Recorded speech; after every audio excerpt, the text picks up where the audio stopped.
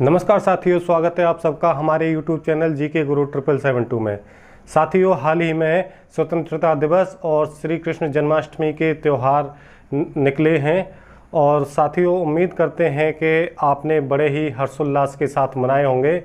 साथियों, इसी संदर्भ में भारत के स्वतंत्रता दिवस के संदर्भ में एक प्रसिद्ध कविता है भूतपूर्व प्रधानमंत्री स्वर्गीय श्री अटल बिहारी वाजपेयी जी के, और उसी कविता को मैं यहाँ आपके समक्ष पढ़कर सुनाना चाहूँगा। साथियों, आप भी सुनिए और आनंद लीजिए इस कविता का, इससे सिखलाई लीजिए। आज़ादी अभी अधूरी है, सपने सच होने बाकी हैं, रावी की सपतन पूरी है। जिनकी लाशों पर पग धरकर आज़ादी भारत में आई, वे अब तक हैं खाना बदोश, गम की काली बदली छाई। कलकत्ते के फुटपाथों पर जो आंधी पानी सहते हैं, उनसे पूछो 15 अगस्त के बारे में क्या कहते हैं। हिंदू के नाते उनका दुख सुनते यदि तुम्हें लाज आती, तो सीमा के उस पार चलो सभ्यता जहां कुछ ली जाती। इंसान जहां बेचा जाता, ईमान खरीदा जाता है, इस्लाम सिसकियाँ भरता है, डॉलर मन में मुस्काता है। भूखों को गोली, नंगों को हथियार पहनाए जाते हैं, सूखे कंटों से जेहादी नारे लगवाए जाते हैं। लाहौर, कराची, ढाका पर मातम की काली छाया है, पख्तूनों पर, गिलगित पर है गमगीन गुलामी का साया। बस इसीलिए तो कहता हूँ आज़ादी अभी अधूरी है, कैसे उल्लास मनाऊँ मैं, थोड़े दिन की मजबूरी है। दिन दूर नहीं, खंडित भारत को पुनः अखंड बनाएंगे, गिलगित से गारो पर्वत तक आज़ादी पर्व मनाएंगे। उस स्वर्ण दिवस के लिए आज से कमर कसें, बलिदान करें, जो पाया उसमें खो न जाएं, जो खोया उसका ध्यान करें। आज़ादी अभी अधूरी है, सपने सच होने बाकी हैं, रावी की सपतन पूरी है, आज़ादी अभी अधूरी है। साथियों, ये कविता थी भूतपूर्व प्रधानमंत्री स्वर्गीय अटल बिहारी जी की। उनका कहना है कि अभी हमें जो आज़ादी मिली है उसमें हमें अभी बहुत कुछ पाना बाकी है। साथियों, ये बात अगर आप गौर से देखोगे तो ये सच साबित होती हुई भी आपको दिखाई देगी, क्योंकि भारत की जो वर्तमान स्थिति है, हमें बहुत अधिक प्रोग्रेस करने की ज़रूरत है। हमने आज़ादी से लेके अब तक बहुत सारी अनगिनत उपलब्धियां हासिल की हैं, लेकिन चोटी के जो शीर्ष देश हैं, जो आज जो एक 32 करोड़ जनसंख्या वाला देश है, जो भारत को धमकाता है, भारत पर टैरिफ, सैंक्शन आदि लगाने की धमकी देता है, अगर ऐसे देशों को सबक सिखाना है तो हमें अभी बहुत कुछ उपलब्धियां पाना बाकी है। इसी के बारे में जो भूतपूर्व प्रधानमंत्री जी ने कहा कि आज़ादी अभी अधूरी है, उस बारे में आपको कुछ और भी चीज़ें बताना चाहूँगा। जैसे कि आज भारत तकनीकी की दुनिया में बहुत आगे बढ़ता जा रहा है, लेकिन इसी संदर्भ में आपको पता होना चाहिए कि आज हम जो इंटरनेट के लिए सर्च इंजन यूज करते हैं, गूगल, वो भी एक अमेरिकी कंपनी है। साथियों, आज जो हमारे फ़ोनों में एंड्रॉयड ऑपरेटिंग सिस्टम होता है, वो भी एक अमेरिकी कंपनी है। जिस प्लेटफॉर्म पर आप देश भर की वीडियोज़ देखते हैं, अपने गाने या मनोरंजन की चीज़ देखते हैं, वो यूट्यूब भी एक अमेरिकी कंपनी है। साथियों, आप जिसके लिए अपने फ़ोटो और सोशल मीडिया की तरह यूज करते हैं, वो व्हाट्सएप, फेसबुक, इंस्टाग्राम, ये सभी अमेरिकी कंपनी है। साथियों, ऐसे देश जो हमें आज धमकी दे रहे हैं, हमें आगे बढ़ने के लिए ऐसी चीज़ों को अपने यहाँ स्वदेशी तौर पर विकसित करना पड़ेगा। अगर भारत को हम आत्मनिर्भर बनाना चाहते हैं तो हमें तकनीकी क्षेत्र में आवश्यक रूप से हमें आगे बढ़ना होगा। इसका कोई विकल्प नहीं है, ये कंपलसरी है। जैसे आपको डिजिटल पेमेंट के लिए कई सारे अमेरिकी प्लेटफॉर्म्स पर निर्भर रहना है, उसका भी हमें अपना स्वदेशी विकल्प विकसित करना होगा। नेविगेशन के लिए हमें गूगल मैप पर आज हम सभी लोग निर्भर हैं, तो उसके लिए भी हमें एक स्वदेशी विकल्प अपनाना होगा।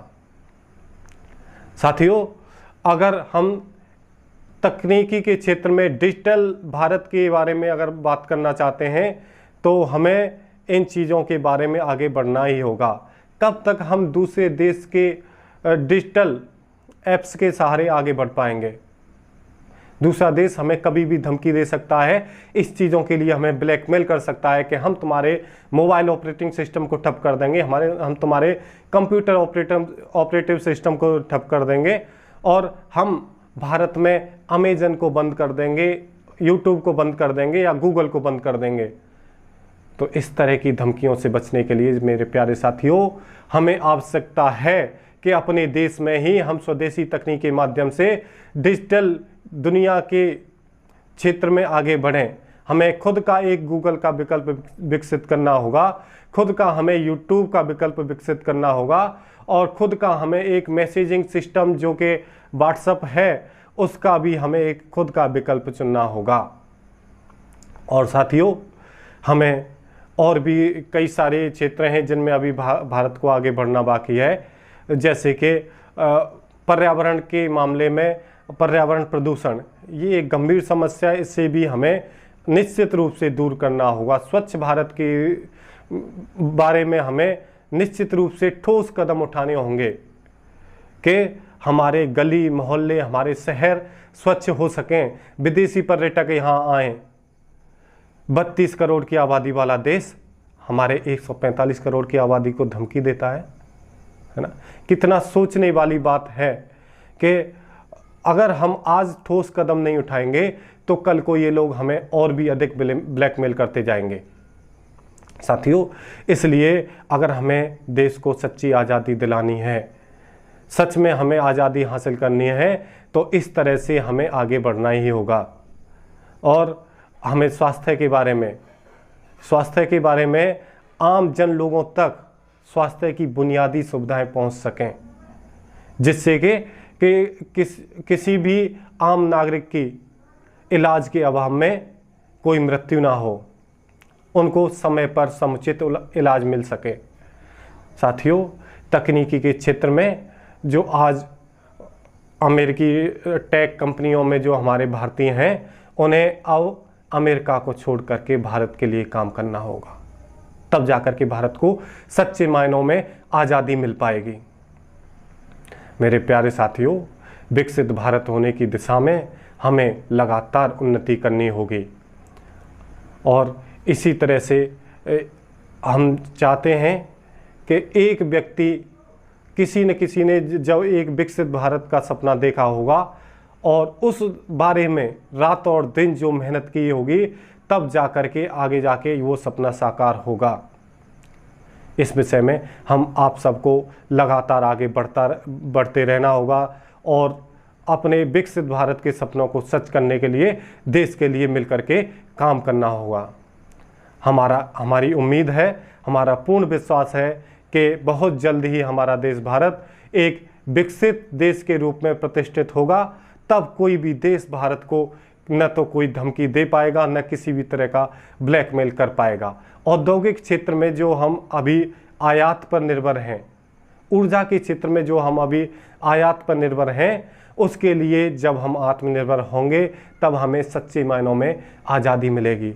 हमारे देश के 145 करोड़ जनता इस प्रकार से अपने आप को विकसित करे कि हमारा देश दूसरे देशों को निर्यात करे। हमारा देश जितना सामान अपने देश में मंगाता है, उससे कहीं अधिक मात्रा में हम ऐसी चीज़ें बनाएं जो इस दुनिया में ज़रूरत है, इस दुनिया के लोगों की आवश्यकताओं की पूर्ति करती है। जब हमारा देश निर्यात में अग्रणी बनेगा, तब जाके सही मायनों में हमारा देश विकसित होने की दिशा में आगे बढ़ेगा। इस सब के लिए प्रोडक्शन के लिए ज़रूरत होती है हमारे पास कुशल कारीगर हों, हमारे पास बहुत सारे कारखाने हों, और इस सब के लिए हमारे पास शिक्षित वर्कफोर्स का होना ज़रूरी है। इसलिए साथियों, हमें शिक्षा के क्षेत्र में भी काम करना होगा। हमें शिक्षा को प्राइवेट सेक्टर के सहारे नहीं छोड़ना होगा। प्राइवेट सेक्टर वाले आम जनता को लूटते ज़्यादा हैं।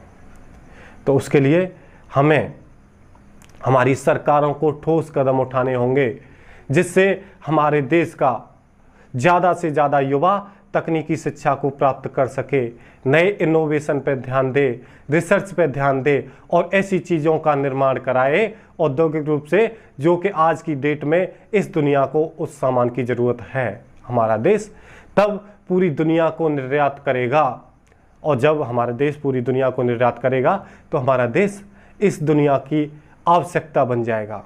आवश्यकता बन जाएगा, इसका मतलब पूरी दुनिया को हमारे देश की आवश्यकता होगी, और हमारे बिना पूरी दुनिया का काम नहीं चलेगा। भारत इस कदर पूरी दुनिया में इम्पोर्टेंट हो जाएगा, तब जाकर के सही मायनों में हमारा देश विकसित होगा और सच्चे अर्थों में तब देश को आज़ादी मिल पाएगी। ये हमारे निजी विचार थे। बाकी आप इस बारे में क्या सोचते हैं, अपनी राय हमारे इस कमेंट बॉक्स में अवश्य प्रदान करें, और आपका बहुमूल्य जो सुझाव होंगे वो हमारे लिए बहुत ही उपयोगी साबित होंगे। साथियों, यही थे आज की ये वीडियो, और इस बारे में आपके क्या विचार हैं। इसी के साथ हम आपसे विदा लेते हैं। जय हिंद, जय भारत।